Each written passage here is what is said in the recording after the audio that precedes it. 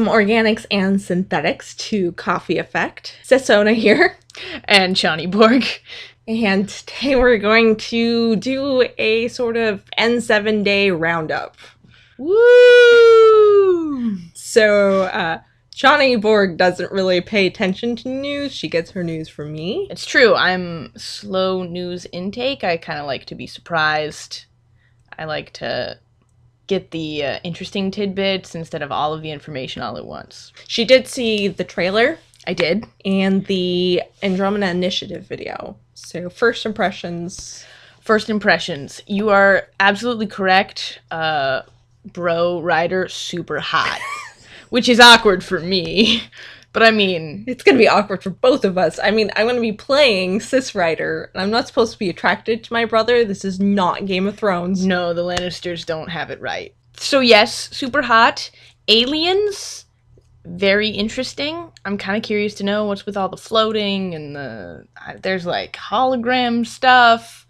So that sounds fun. They explained the what the Pathfinder is and how that's going to work. That was in the second video you showed me. The initiation video. Yeah, so from what we can gather, like, that video takes place near the beginning of Mass Effect 2, but we leave near the end of Mass Effect 2. Okay. So timeline-wise. So from what I can gather from the videos, Game Informer magazine, which I encourage everybody who is interested in information to get and read, because there's some great stuff in there, and there's no way I can I have a subscription to that. It'll be coming in the mail soon. Awesome. So I will probably end up reading it. That and tweets from Aaron Flynn and Mac Walter and so many other people on N7 Day. It sounds like Reapers have nothing to do with why we're leaving. I believe it started a decade before we actually leave. Okay. And then there may be some ulterior motives as to why we're going beyond the, hey, let's go explore. There's a ton of what they're calling golden worlds in the Helios cluster, which are supposed to be the most habitable types of worlds. That explains a lot. And I mean... Okay, who's that robot voice, really? Right? No idea. The robot voice interests me a lot. I know, right? I like robots. I like electronic life forms as a general, and it sounds very AI in a ship to me. It really does. I don't know why, but that's the feeling that I get. And this is the second time we've actually heard that voice, but the first time it was during the actual stream of the... PlayStation, and they didn't take that exact clip when they uploaded the 4K with Aaron Flynn doing some commentary there at the beginning. They took out some of the dialogue and what sounds like squad banter from the stream when they uploaded it. So there was a AI sounding British voice that had something. I can't even remember the dialogue now, but he did call you Pathfinder. Okay. So yeah, it does sound like there's some sort of VI or AI or Android thing that. And in the Pathfinder explanatory video, she explained that there were two ships, specifically that were going to kind of be your main ships. Yeah, so there's 4 arcs. Right. 1 human, 1 Asari, 1 Solarian, 1 Turian. So Turian's confirmed. Okay. And then there's the Nexus, which if you look at pictures of the Nexus, it is huge. Yeah. Like, it dwarfs all the arc ships combined. Citadel-like. Yeah, it's massive. So that's kind of a... forward command center. It sounds like that one goes out first. Okay. And then the arc ships follow behind. So the arcs basically hold sleeping people. And then... The Nexus probably is still holding... Also, but the Nexus also holds all of the... Here's the things we're going to do. Yeah. I don't know. It's not as well explained. And, I mean, our father, named Alec Ryder, that's been confirmed, Alec Ryder, and it is Clancy Brown, who's done a lot of voice work. He's notably Mr. Krabs. He was Lex Luthor in some of the animated series. He's done a lot of stuff. Was he Lex Luthor in Young Justice? I don't remember. Okay. I'll look it up later. Yeah. I need to know. But yeah, Clancy Brown is Alec Ryder. He's our father, and he is the Pathfinder on the Human Ark vessel. Okay. No word yet on whether or not the Ryder twins, Scott and Sarah. Is that their names? That's their default names. You can change those. Definitely confirmed. Don't know if you're able to change your sibling's name in your playthrough. So have not gotten a confirmed answer on that one. Are they going to do similar to what Fallout 4 did in certain names can be said? Don't know about that. Because I found that quite enjoyable. Yeah, because they are saying that your sibling and you call your sibling by their name, but that's nice. But if you can change to any name, then I suppose how likely is it for them to actually use your name? But maybe you get to choose a preset nickname. Yeah, I mean, we did learn that the Asari is nicknamed PB, but we don't have her actual name. So maybe nicknames is going to be a bigger part of Mass Effect Andromeda. So you choose a nickname for yourself from a predetermined list. Skyrim did that. I think, actually, Oblivion, specifically, if I'm remembering correctly, and I know that the nerd comments are going to follow in the bottom, and so just please correct me when I'm wrong about this.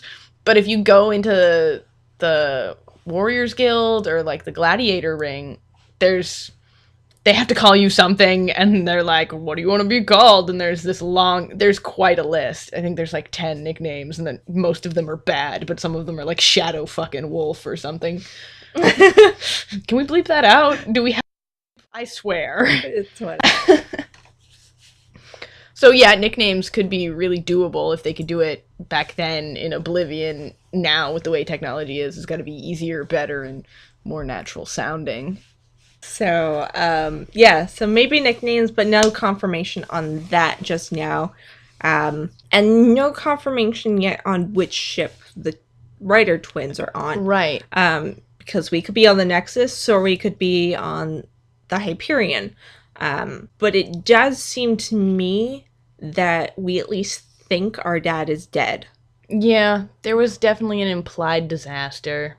And that's why we end up with the mantle of Pathfinder. It's because our dad, who is N7, so really badass, also went through the first mass relay with John Grissom, and, fought in the First Contact War. Really important guy. Really talented and obviously chosen for his specific skill set to become this Pathfinder. And then we're some young 20-something-year-old.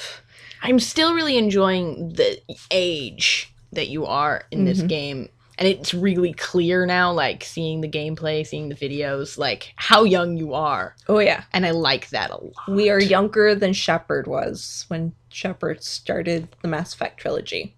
And Shepard was, like, 29. Right, which tends to be the golden age for most media when it starts on a main character. Anywhere between 27 to 31 is where they tend to start your character arc. Right. So, we're starting, it sounds like low to mid-20s. Is the mother mentioned, implied, Nope. Looked at? Nope. Matter? No idea. I mean, way back in like 2015, way back. We've been waiting so long. I did my waiting. 12 years of it. Anyways, there was in one of the ships during one of the E3 trailers, there were dog tags on the counter that had Ryder on it.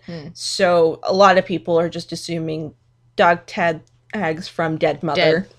But it could just as easily be dog tags from father who was in a war. That being said, there is apparently a mystery around the Ryder family that sounds to be more of a side quest Yes! to discover. Multiplayer sibling action, go! Probably not, but sure. You just ruined that high five for me. I'm sorry. You ruined it for yourself. No, you ruined it for me. This is sibling banter. Prove it. We're siblings and this is banter. Continue. Side quest. Yes, it sounds like it's more of a side quest. Your sibling is not a squad mate. No! From the Game Informer magazine, it sounds like there were complications with cryosleep when you show up. So your sibling is out of commission for a while, and some other plot stuff makes it so they can't go out in the field as your squad mate. Some other plot stuff. I don't know if it's, they're severely injured or crippled or whatever from the cryosleep. Cryo sickness. Or if there's some alien voodoo thing that... Fake science. Yeah, Got it. Maybe they become part of the ship. Because science magic. Yeah, so...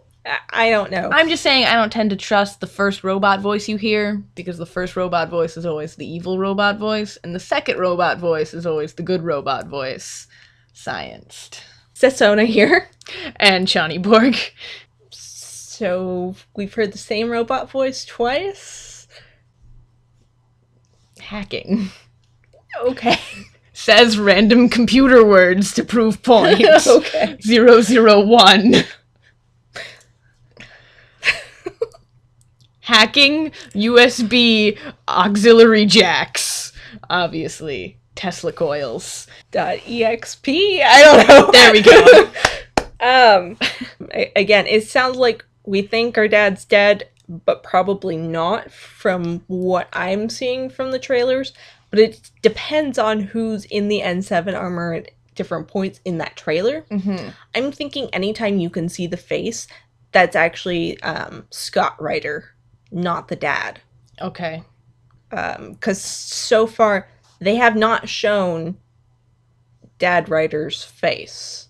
But didn't you show me a picture of Dad's Yeah, face? that's the only time they've shown the face, and that isn't anywhere, like, really publicly. It's kind of, when you watch the Andromeda Initiative video, if you choose on Tell Me More About the Pathfinders, there's this, like, half scene picture of Alec Ryder.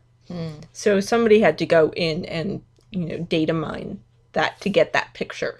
So it's not something they're quite... Interesting. So that's the only picture of Dad Ryder's face that they've shown. And still, in any of the actual moving gameplay, even the non-gameplay videos, they have not shown his face. And almost any time they showed Scott Ryder in this recent trailer... He was not wearing a helmet. Or they could cracked. Or they could see through the glass to his face. So I think anytime you could see a face in the N7 armor, that's Scott Ryder. Which makes sense, because for just gameplay reasons, there's always the auto turn off helmet. Like, you want to see your own face. Yeah. If you're going to create a character in gameplay, you see that face a lot. Speaking of customization, you can change how your family looks.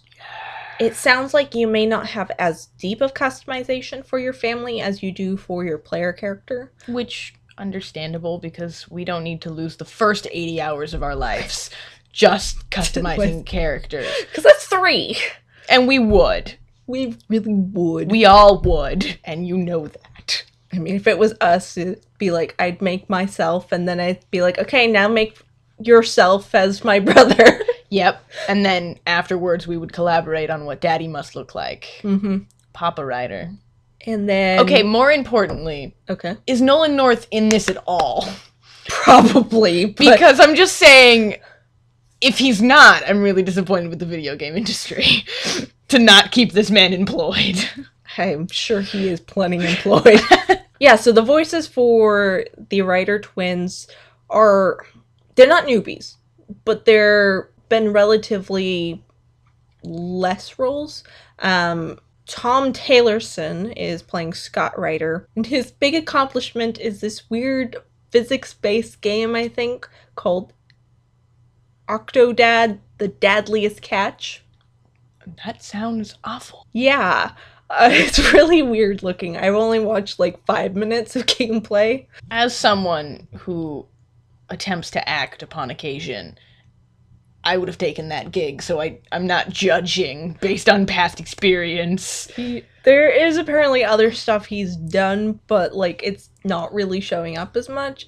And I listened to a couple of demos, and he's got quite a bit of range. He can do accents and all sorts of stuff. I think he did a female voice too, like little kid kind of female voice. I could be remembering that wrong. All the gender fluidity I can. And then Frida Wolf. Yeah, Frida Wolf is doing Sis Rider, Sarah, and she was amazing on N7 Day. She like responded to pretty much all tweets at her. Impressive. And she's fantastic and a lot of fun. If you're not following her on Twitter, I suggest you do. Shameless plug. Because she's fantastic. She is known best for Civilizations, the some sci-fi version of it. I can't remember off the top of my head. So she's that. Impressive. She's also an XCOM. Oh.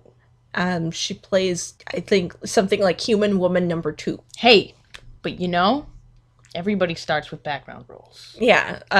Yeah, like Even Nolan North started with Human number 2. Yeah, her profile on Twitter says at the end, like, you probably heard me in something. Nice. I listened to some of her demos, and again, she's got quite a bit of range.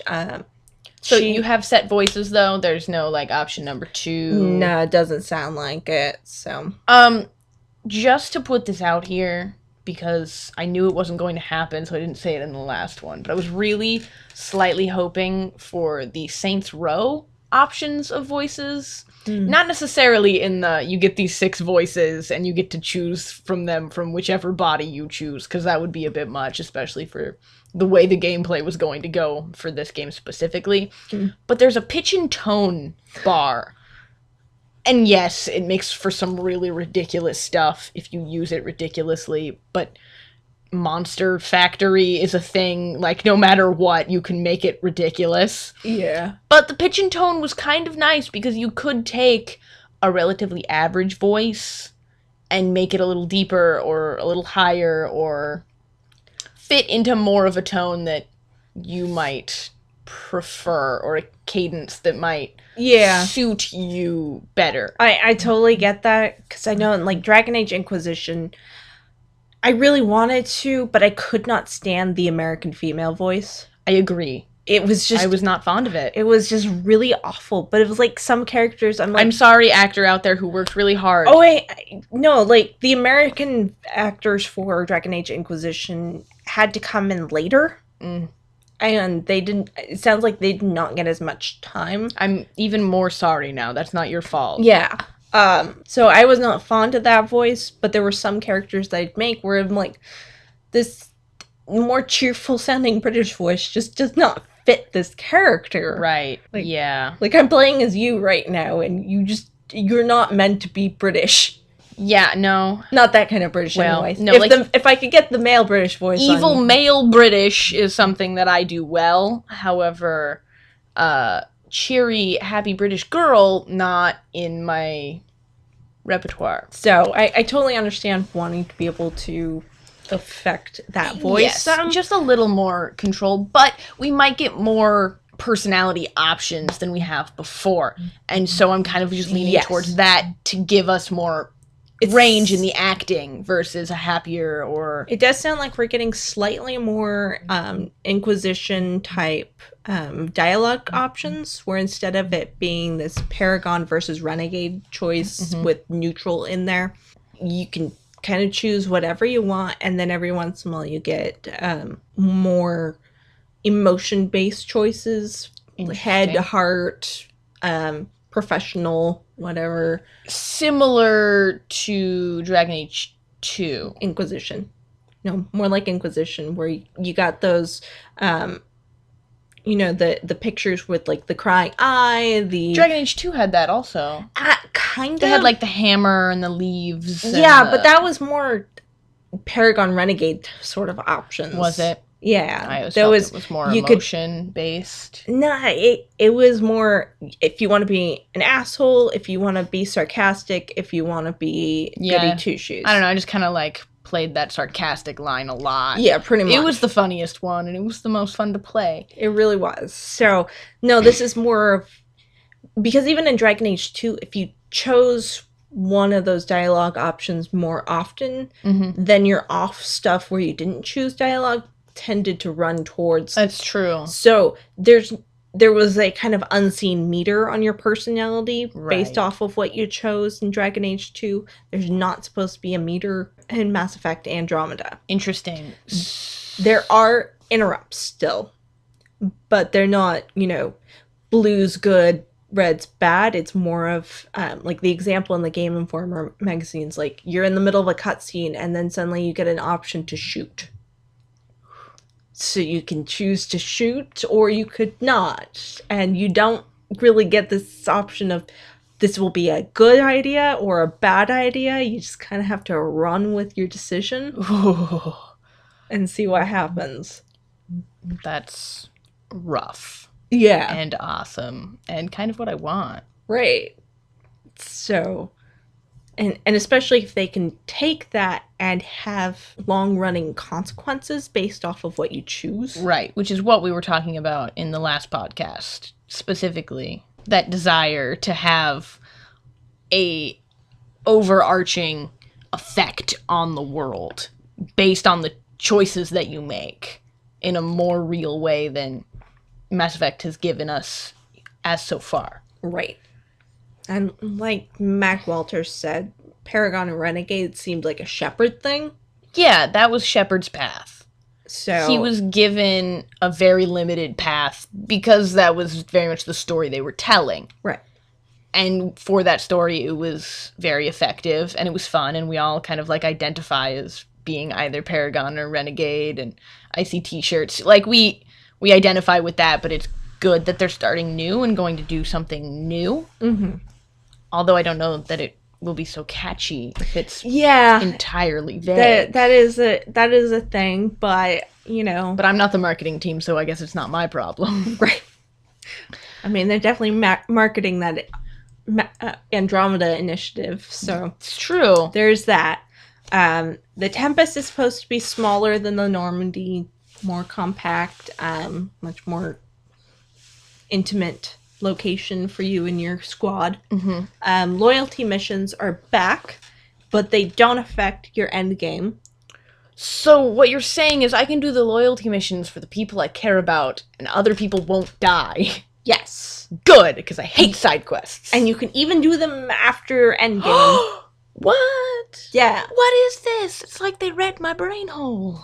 Sounds like there is quite a bit of to do on the planets, and this is just them giving kind of vague stuff. Mm-hmm. There's going to be like enemy outposts on like every planet, so that you can go and fight in those. There's supposed to be some cinematic stuff with each of those, even if it's like minor cinematic, just to kind of give us more immersion. That's going to be great. So side quests are still going to be of the feel of a main story, almost, which is kind of nice. Yeah, like.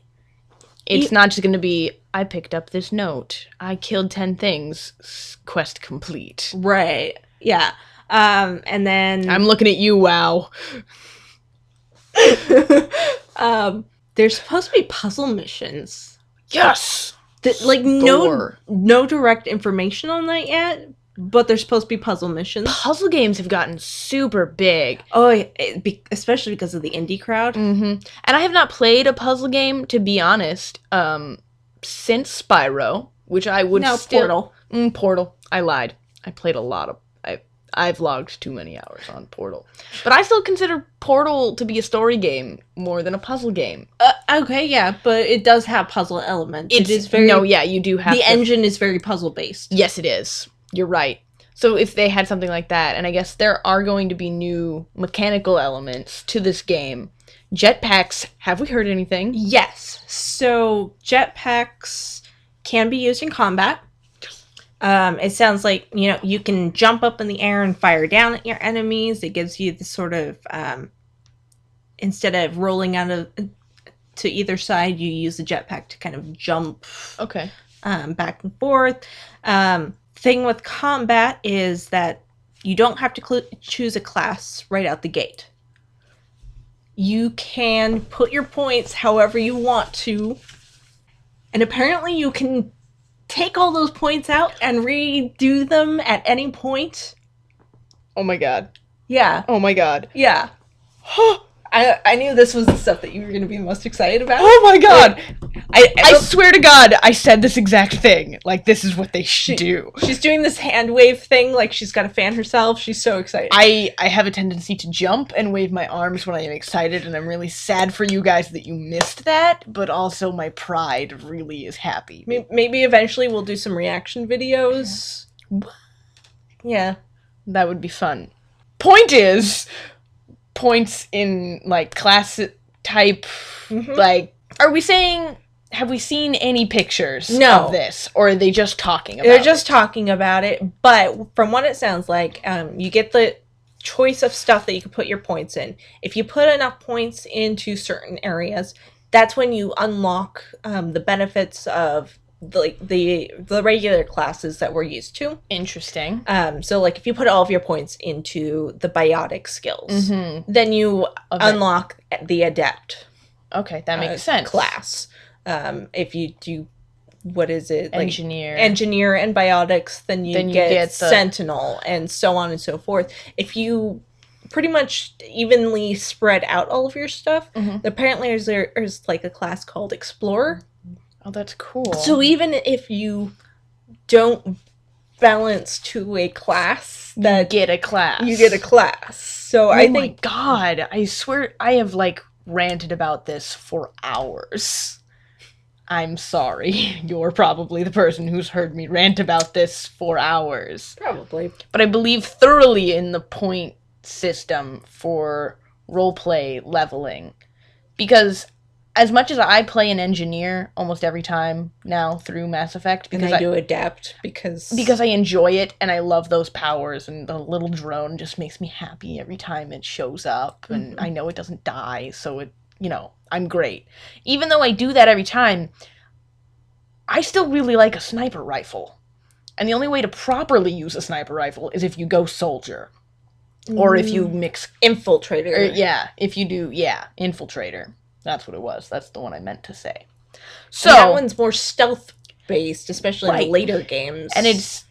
In 3, it's better. You can be an engineer and have a sniper rifle, and I do it a lot, and it's a lot of fun. But it still doesn't feel like my gameplay is balanced. It's like I'm playing two different things. Again, with the mixed classing in Mass Effect 1, 2, and 3, the original trilogy, even when you multi-class, I feel like weakened by the multi-classing, because you kind of just, you get half of warp, and you get a little bit of this, and you still don't get the big thing. You get this new thing, and it's lame. Because, like, I'll do adept, and this is really great, but, like, I don't get any of, like, the warp ammo or anything like that on for my weapons, so it feels like I'm supposed to be just doing powers, and then, of course, they have that global cooldown. Right. Which was awful, and they've taken that away. Each of your powers are individual cooldowns again. Which is good, because, like, and I can hotkey so many powers. Yeah, and they're supposed to be all hotkeys, so we're not supposed to have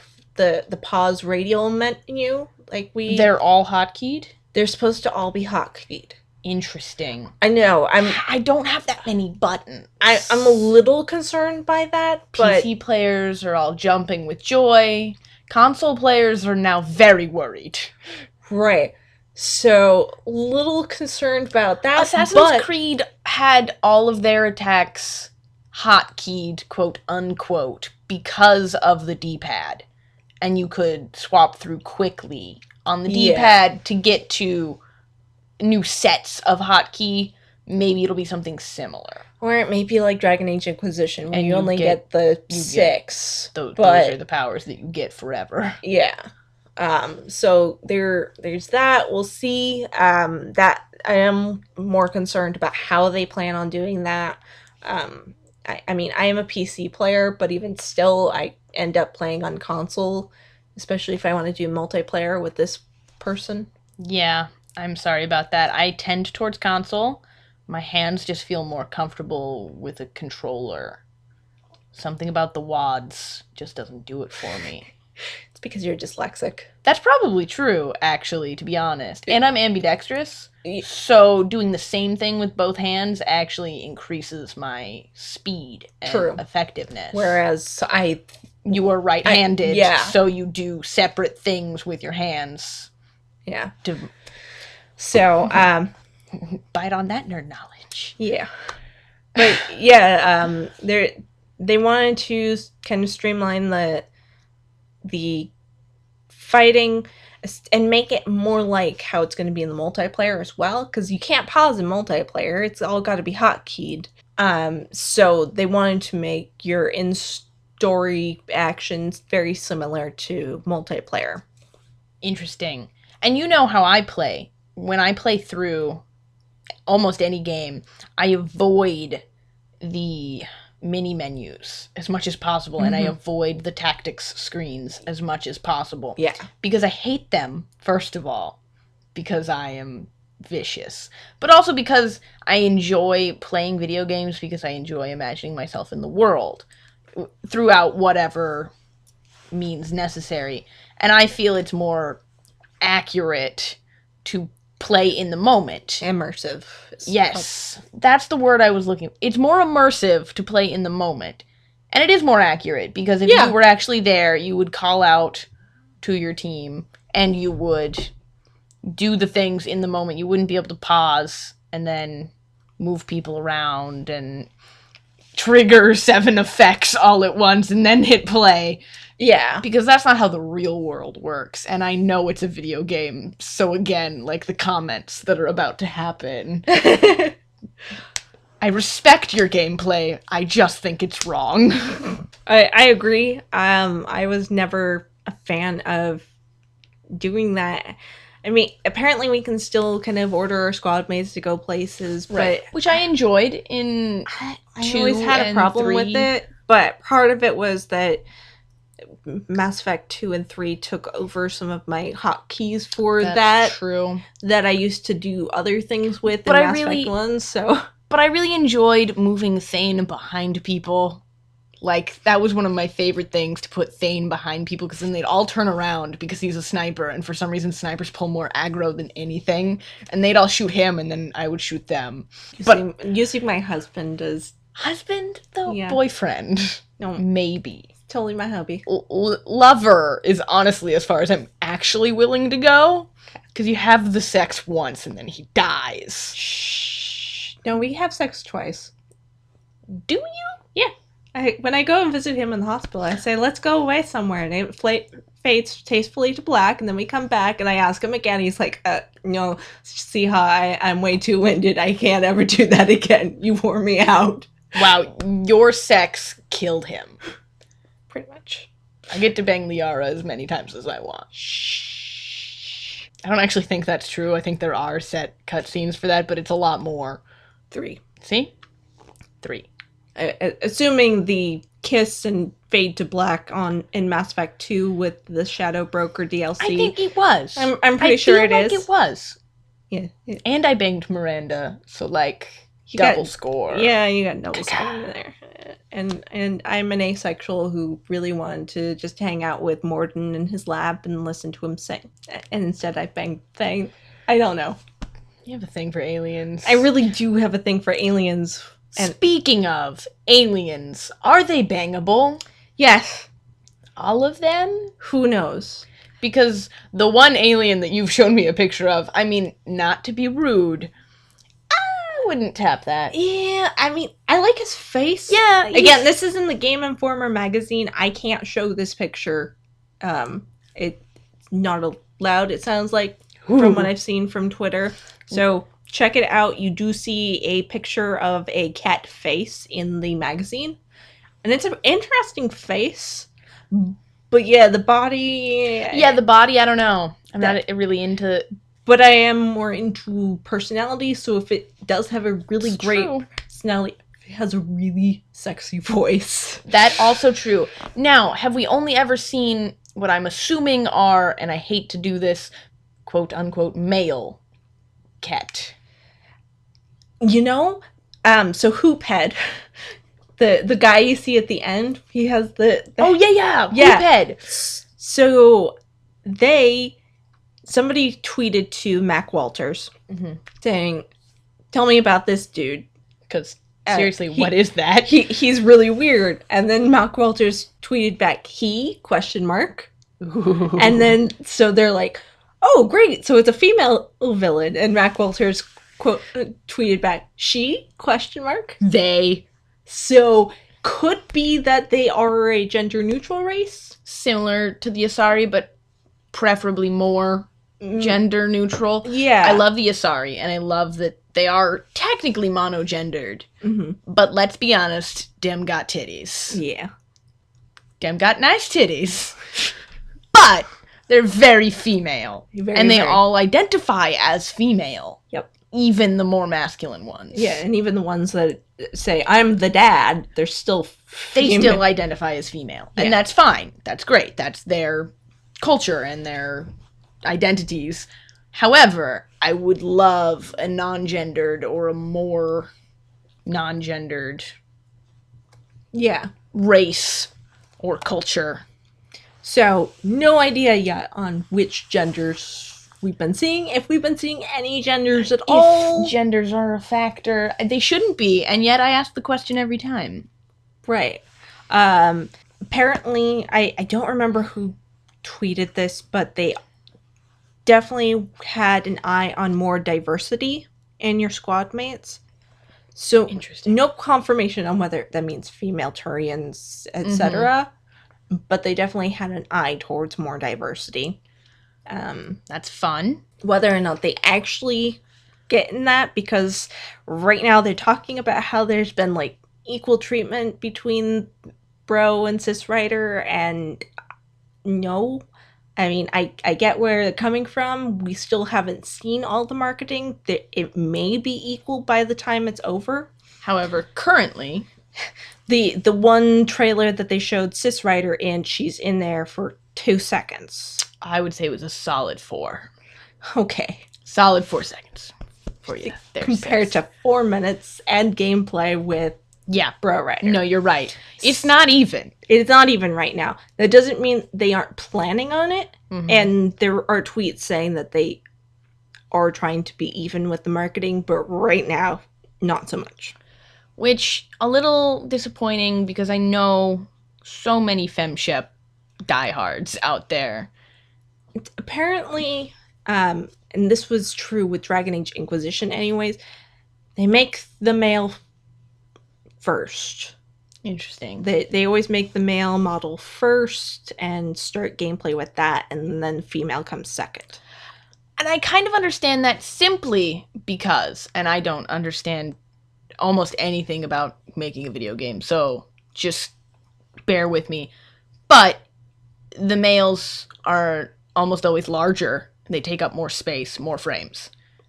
Cutting down to a female from there must be easier, as opposed to creating something small and then filling in more. But apparently some of the reasoning quoted from David Gator, I believe, and I don't know if this is actual quote from him, but they make the male model first because it's the most likely to be seen. That's fucked. Yeah.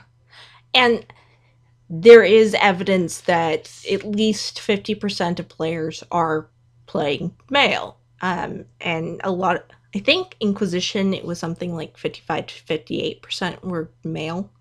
That's pretty close. I'm pretty happy with that closeness. Granted, it could be more 50-50, but at that point, the margin of error is so small. Yeah. I mean, And I'm looking at, I think they did this gameplay and trailer as male writer because bro writer. They made it bro writer because they already had that stuff done. Right. And they're finished. They've had to put more polish on the cis writer stuff, and we'll get that soon. Yeah, of course. So the next couple things may be cis writer. I mean, with Dragon Age Inquisition, again, they showed the male models first, but pretty much like the second half of the marketing, it was all female voice. It's true. Like the only trailer that I've ever seen for Inquisition at all, so the only one because I wasn't paying attention to media at all for Inquisition, was the trailer for the DLC, which I still haven't played. No spoilers. Trespasser. And that was female, wasn't it? That was like all female, so... And one of my favorite things about Inquisition, which is dumb because they say not to judge by it, but the cover, very gender neutral cover for Inquisition, and I'm hoping for something similar. It looks like they're putting Dad Rider on the covers. That's creepy, and I don't like it, and ominous. Yeah. And he gonna be evil. Yeah. And or that robot voice. Or both. I said or. Can we go back to the Pathfinder job and what's the initiative called? Andromeda Initiative. Oh, I should have known that. The Andromeda Initiative. I thought it had a cooler name for some reason. Rude.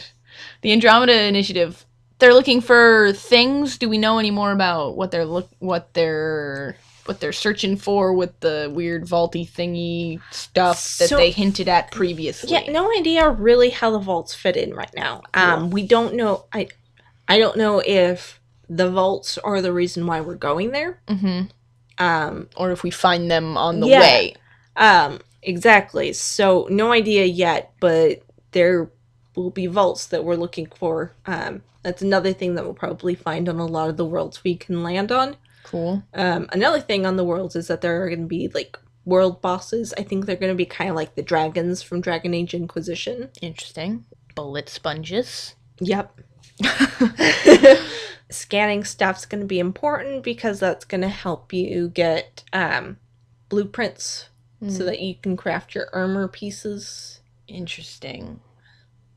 Armor crafting is going to be a thing. Armor crafting, weapon crafting.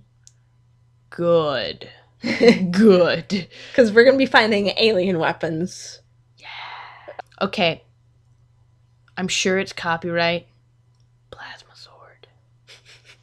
I just need one. There is apparently going to be melee weapons. Gosh! I have a jetpack and a melee weapon. My life is complete. Yeah, you've got the Omni knife. The Omni tool. There's that. Apparently, the Game Informer magazine also mentioned a hammer.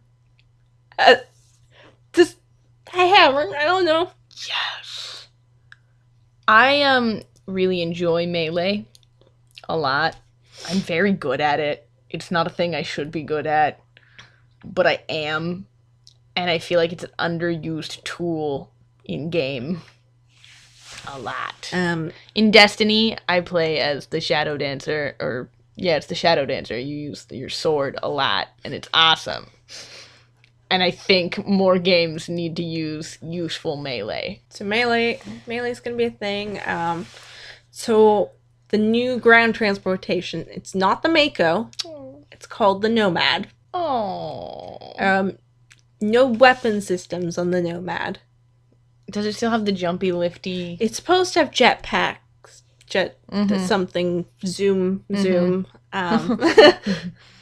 Yeah, so... Nomad. The Nomad.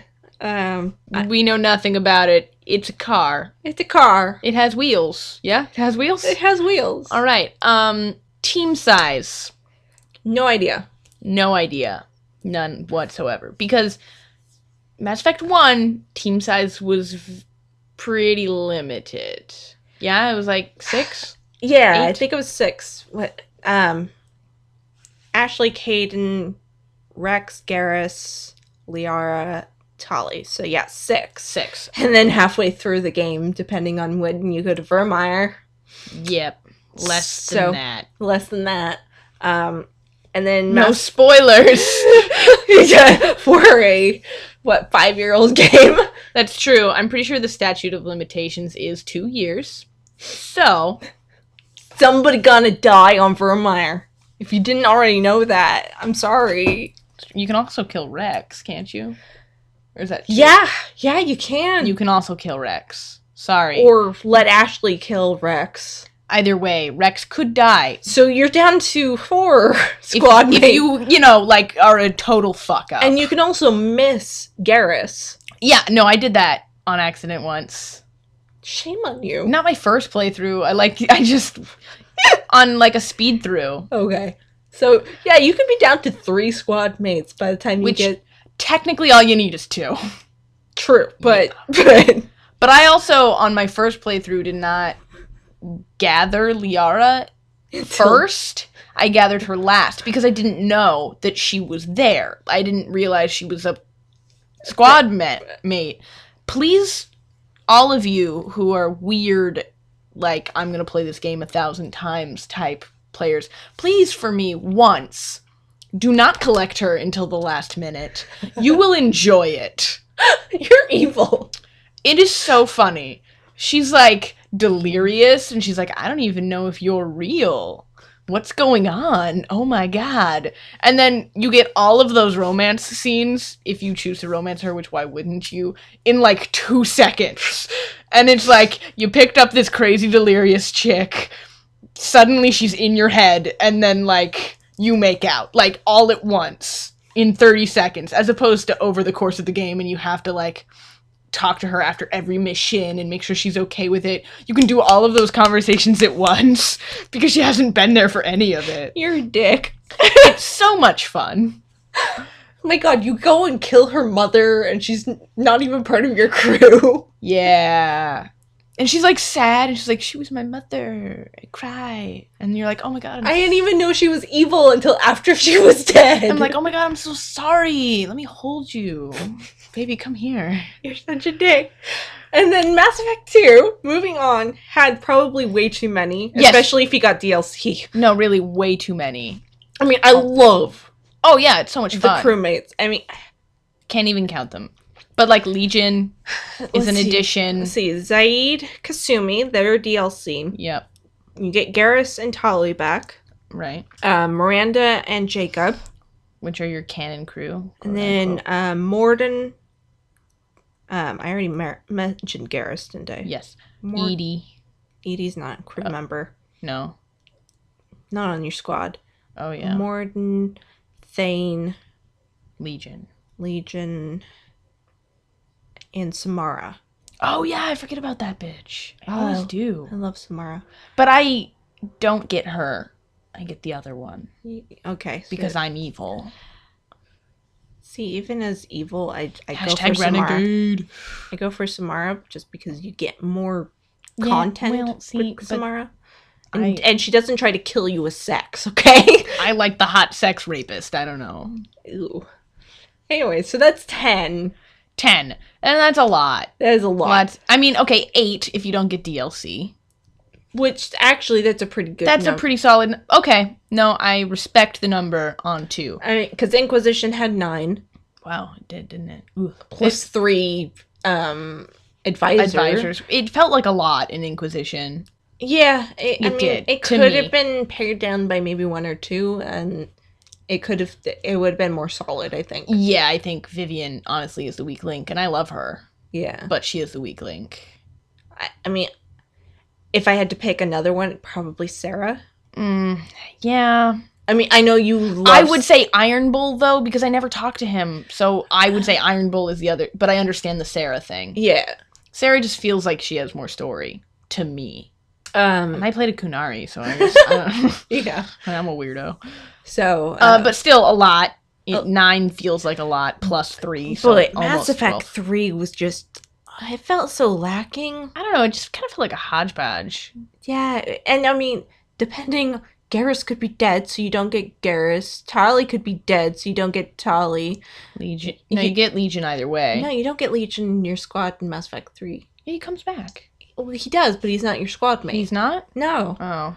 It shows how many times I played 3, to be clear. You don't get your Vermeer survivor until like halfway through the game. Yeah, because they're mad at you. Yeah. And even then, you don't necessarily have to get them. So you get Liara and you get... What? Vega. Liara and Vega. Who the hell is Vega? Oh. Yeah. Yeah. That's why I was struggling to remember his name. Forgot about him. And then Edie. Mm-hmm. Yeah, you do get Edie. Edie's fun. So, assuming you get bare minimum, again, you're down to 3. Mm-hmm. And then you had a DLC companion in Javik. Mm-hmm. Day 1 DLC. So that was really limited. But you also could have had multiple options. Yeah, so you could have at the most Vermeer Survivor, Garrus, Tali, Vega, Liara, and maybe Javik. Mm-hmm. Edie. So 7 at the most. Is that the most? Yeah. Were none of the other companions playable? No.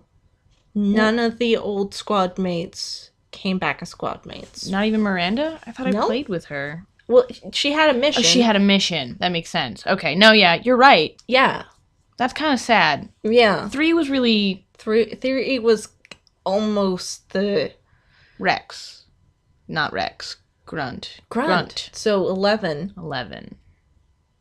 And Jack. So 12. So yeah. There was a lot. There was way too many in Mass Effect 2. In 2. I can't believe I forgot about Grunt and Jack. Yeah. So shame on us.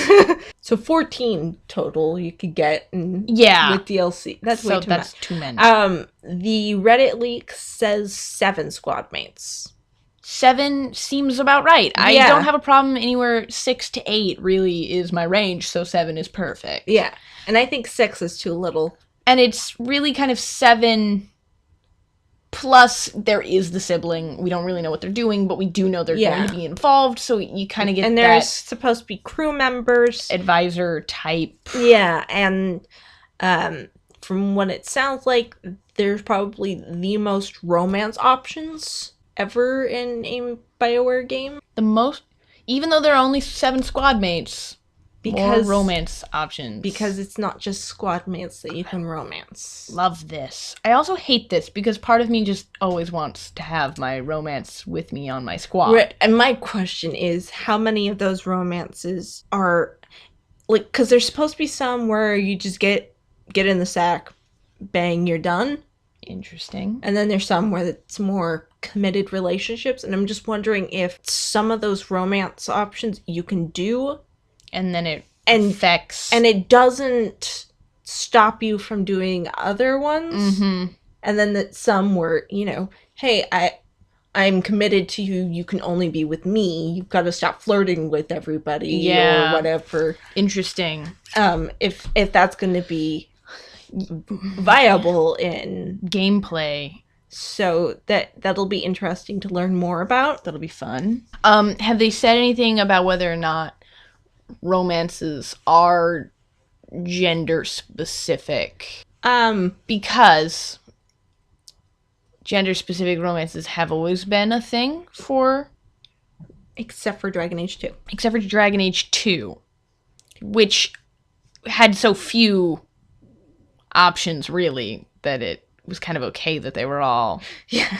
You had 4 options. 5 if you got DLC. Yeah.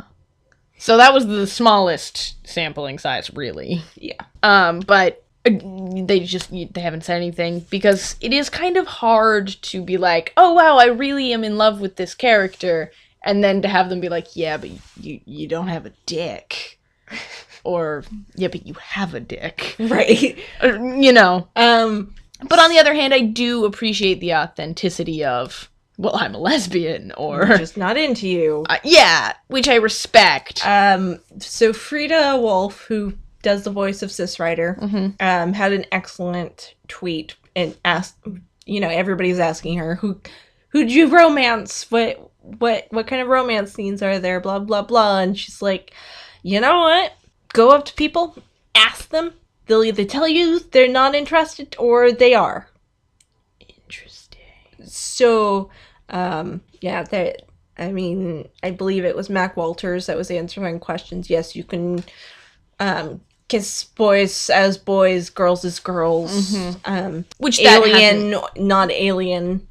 Which that hasn't really been too much of an issue. It hasn't been Right. the most range, but if you wanted to play a homosexual character of either gender or a straight character of either gender, it's possible. It was possible. It was really Again, limited in Mass Effect, because right, like Mass Effect 2, you had no, unless you were femshep still romancing Liara. Right. That was the only way to and that have only with DLC, of course. Yeah.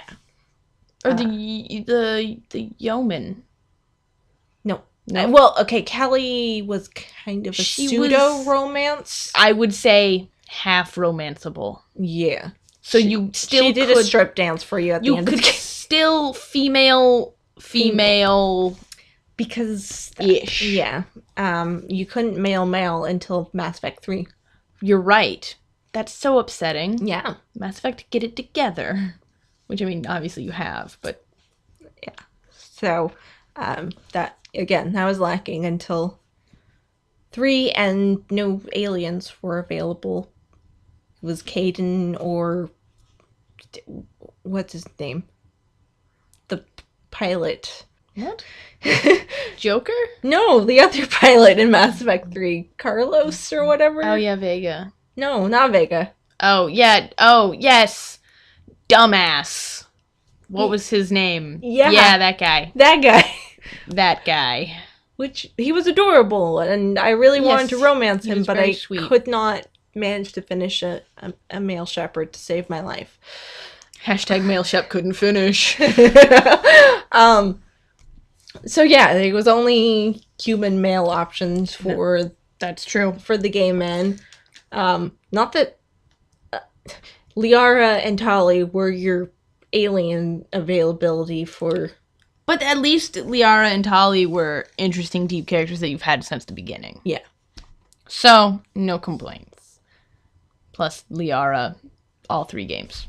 But yeah, if you were female and you wanted to screw females, you got plenty of options.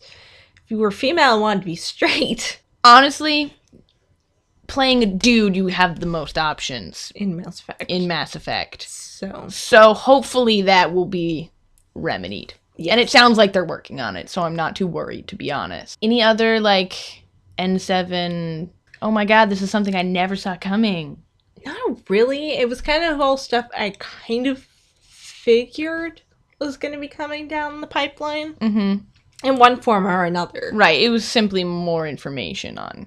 specifics. Yeah. Excellent. I'm hoping we get a little bit more story, but I don't want to get, like, too much story and spoil things. I agree. Hopefully we see more Sis Rider, because I want to be able to hear her voice, because all we've gotten is this breath at the, we made it. And it's like, that's not even... That's not enough. Enough to judge that voice on. Right. I think the next update that we get really should... So, December 1st, they're doing gameplay down in California. So, hopefully that gameplay is Sis Rider. All I want for Christmas is more Sis Rider. And that's where we're gonna cut it. Or whatever non-secular holiday you prefer. So thanks for listening to Coffee Effect. I'm Sisona. You can follow me on Twitter at SisonaCR. I'm ChaniBorg. You can also follow me on Twitter at ChaniBorg. It's really exciting. I know. Subscribe to the channel for more information. I am working on videos as fast as I can. And give this video a like. It really helps out. Comments.